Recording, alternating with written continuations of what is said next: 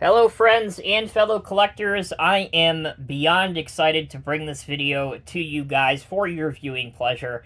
These are three 3D printed models by a good friend of mine known as Sydney. He will have an eBay page which you can find down in the video's description, which will be called 3D Asphalt Paving Models, where you, the collector, can pick up one or all of these around the time that this video goes live. So be sure to click off the video and check them out on eBay.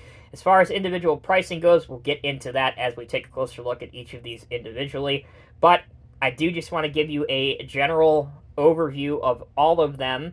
Again, this is a side project for my friend. He's based out of Maine. They are made of ABS plastic. The models all have some functionality, which is quite the achievement, honestly, for a 3D printed model. If you're not familiar with 3D printed models, a lot of them, not all of them, but a lot of them are static models, which feature no functionality, and these actually have some pretty good functionality. He paints, and details all of these by hand. You will notice immediately the absence of decals. That is something he is not getting into at the moment. However, good news for you, because the paver and both rollers are in OEM colors, it's very easy to go onto Google and look up decal replacement sheets for the real machine. Just scale those down and then print them out on your inkjet printer. Again, at least in the case of the Ingersoll Rands, those decals were black and red, so that's super easy to make on your inkjet computer at home. One of the hardest decals to do is anything in white, and there's not a whole lot of white decals that you need to put on these to make them prototypically correct, so just heads up there. Another thing, this is quite obvious, except for maybe some of the new people that are in the community. Don't pick these models up by the ROPS, for example. Make sure you're picking them up by the chassis. Yes, they're ABS 3D printed, but they are very fragile, as any scale model is, regardless if it's brass, plastic, resin, 3D printed, all of the above. So just bear that in mind. Finally, this is just the start, guys. So if you like what you see, there's several projects that are on the horizon. I know I am pumped, excited for what's coming in the future. I can tell you that the next one will probably be a either some cones, some plate compactors, accessories, etc., etc. But there may also be a Lee Boy paver coming, and also this paver in the Blondock yellow and black. So lots of fun stuff to look forward to, and that's only the things I can publicly share with you right now. Okay, let's take a quick break. That's quite a long introduction, but a lot of information needed to get out. So when we come back, we will take a closer look at each of these models individually on the spin table, so don't go anywhere. Welcome back, everyone. The first model we will be taking a look at is the Asphalt Paver. This is based on the Ingersoll PF2181 real model. This takes approximately 30 hours to design, print, and detail, so bear that in mind. It is available in the obvious Ingersoll Rand color scheme, but as I mentioned in the introduction, it may also be available in the Blondock yellow and black in the future if there is a demand. These will be selling for around $40 each, 40, which is more than reasonable for a 1/50th scale paver of this quality, so huge props to him on the pricing of all of these models. Now, let's take a look at some of the functionality on this. If you look at the bottom, which I want to show you first, because this is super cool, and I haven't seen this on any other paver models. I realize it's all black, so it might be hard to see, but if you look underneath my finger there, you see how the rear tires look like they're flat at the bottom? That is done intentionally to simulate the balloon tire squatting from heavy weight.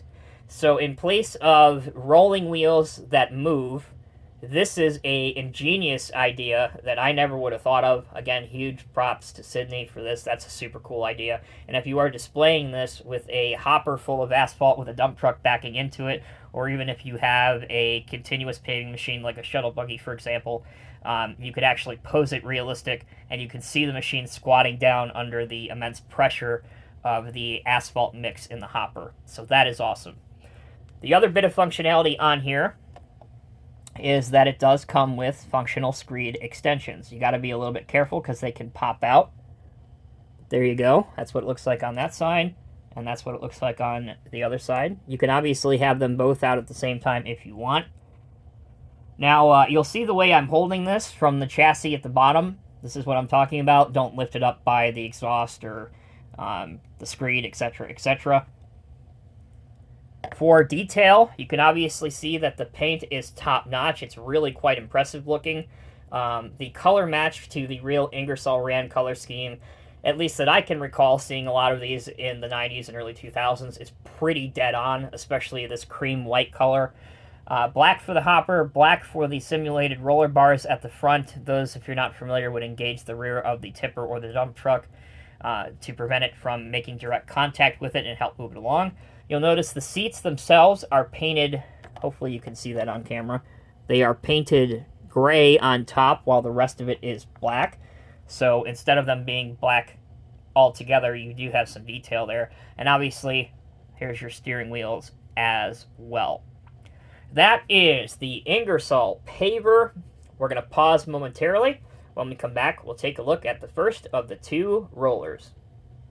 Welcome back, everyone. Now it's time to do a general overview of the Ingersoll compactor. This is based on the DD130 model, and according to Sid, it took about 25 hours for this particular piece. Obviously, this one has the ROPS, or the rollover protection structure, which is the version I requested. That's what you typically see the most of. However, at the time that this video will premiere, there will be one available without the ROPS, and these will sell for around $35 each. Again, don't pick up by the ROPS or the handrails, only the main body. Do not turn upside down because the black pin, which controls the articulation joint, may fall out. So, let's check out the functionality. While the main drums, it is a 3D printed model, guys, keep that in mind. The drums do not roll. However, it does feature an excellent range of articulated motion and steering in either direction. In fact, I have seen way less range of articulation on some mass-produced 1/50th scale diecast models over the years, so to achieve this in 1/50th scale 3D printed is extremely impressive. Other details, you have the operator's seat, which is facing towards the side of the machine, which is typically what you would find on most compactors and rollers.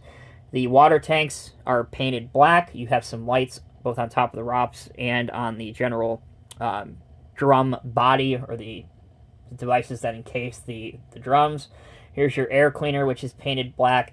Just a super impressive roller, and even if you look inside the drums, the detail of the design is super close to what the real rollers were. So fantastic job there. Thoroughly impressed, and again, a great addition for a road work or road paving diorama. All right, let's now take a look at the Wacker patch roller. Alright folks, we'll wrap up the video with taking a look at the Wacker RD11/RD11A patch roller. This thing is tiny, because the real machine is tiny. Hopefully if this hits the camera just right, and I apologize about the light glare in the back, but you can see the scale reference next to a penny. There's no functionality on this model because the print is just too small to really incorporate any sort of reasonable functionality without compromising the quality of the print. This does have the ROPS as well.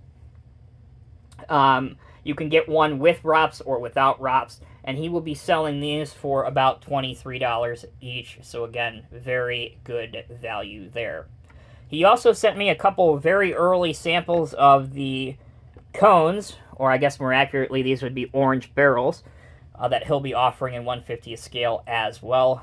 If we take a closer look, you can actually see, if I don't drop it, you can actually see the different layers that's in the design, and obviously the grab handle at the top.